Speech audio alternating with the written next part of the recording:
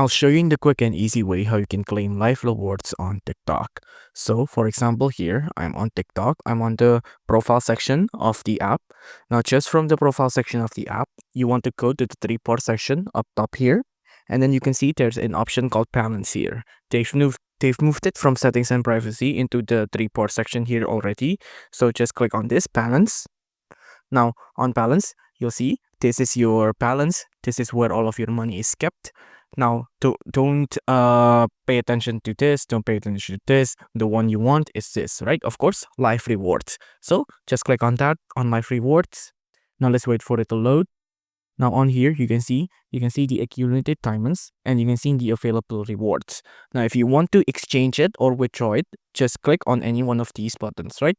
Now if you withdraw, it'll withdraw to your bank account or whatever you prefer. And on exchange, I think you can get a product, but I'm not really sure about that. You'll have to confirm.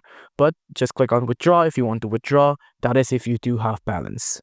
If you enjoyed this video, please do consider liking and subscribing.